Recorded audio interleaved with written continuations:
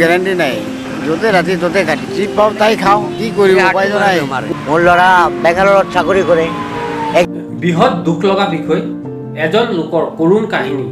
ৰাজপথে হৈ গৈছে তেওঁৰ সাৰথি, জীৱন জীৱিকা পাৰ কৰি আছে মহানগৰীৰ ৰাজপথত।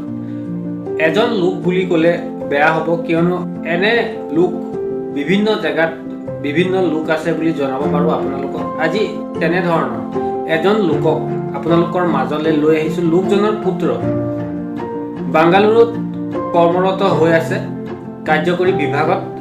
তেওঁৰ পিতৃ আচলতে মহানগৰীৰ ৰাজপথৰ ভিকাৰী বুলি জনাব পাৰোঁ। ল'ৰা এটাই, মোৰ ল'ৰা বেংগালুৰুত চাকৰি কৰে, এক্সিকিউটিভ ইঞ্জিনিয়াৰ।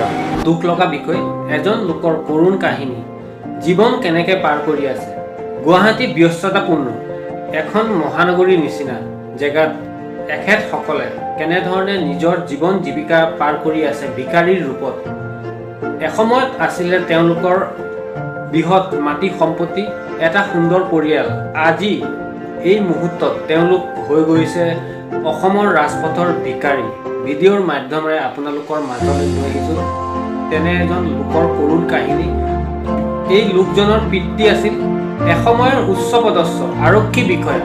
বিভিন্ন ঘাট প্ৰতিঘাতৰ মাজেৰে আজি তেওঁ এনে দুৰ্দশা হয়। উত্তৰ বাংগালুৰুত কৰ্মৰত হৈ আছে উচ্চপদস্থ বিষয়া হিচাপে, কাৰ্যকৰী বিষয়া হিচাপে। তেওঁৰ পিতৃৰ আজি এনে দুৰ্দশা। আৰু যিজন ভিকাৰীক আপুনি দেখি আছে, তেওঁৰ বাপেক আছিল এজন আৰক্ষীৰ বিষয়া, উচ্চপদস্থ এজন বিষয়া আছে। আজি তেওঁ এনে দুৰ্দশা হৈছে। মোৰ লাইফ হিষ্ট্ৰী মই মোৰ দেউতা আছিলে ডিফু থানাৰ DSP। আমাৰ দেউতা ৰিটায়াৰ হৈছে আজি বহুত বছৰ, 111 বছৰ বাতিছে। আমাৰ 111 বছৰ মোৰ দেউতা বাতিছে। মোৰ এজ এতিয়া 86। মোৰ ল'ৰা এটাই, মোৰ ল'ৰা বেংগালুৰুত চাকৰি কৰে, এক্সিকিউটিভ ইঞ্জিনিয়াৰ। মই এতিয়া ইয়াৰ মাটিটো বিক্ৰী কৰি দিলে বস্তিত।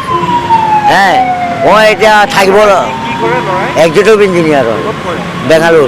দুখ লগা বিষয়, এইসকল লোকৰ এসময়ত আছিলে এটা পৰিয়াল, সকলো আছিলে মাটি সম্পত্তি, নিজৰ থাকিবলৈ এখন সোণৰ ঘৰ আছিলে। আজি এইসকল লোকৰ এনে দুৰ্দশা হৈছে। বিভিন্ন ঘাট প্ৰতিঘাতৰ মাজেৰে তেখেতলোকৰ সকলো হেৰুৱাই আজি তেখেতলোক গুৱাহাটী মহানগৰীৰ পদপথৰ এজন ভিকাৰীৰ ৰূপে নিজৰ জীৱন জীৱিকা পাৰ কৰি আছে। ৰ'দ পৰক বা বৰষুণ পৰক, য'তেই ৰাতি ত'তেই কাটি যোনখন জেগাই পায় সেইকণে তেখেতলোকৰ বাবে সোণৰ এখন ঘৰ বুলি জনাব পাৰোঁ। সেইকণে হ'ল তেওঁলোকৰ আশ্ৰয় ঠাই। এইজন লোকৰ সকলো আছে। পুত্ৰ এজন কাৰ্যকৰী বিভাগৰ অভিযন্তা হিচাপে কৰ্মৰত হৈ আছে তেওঁ। এনে এজন পিতৃৰ এনে দুৰ্দশা দুখজনক বিষয়।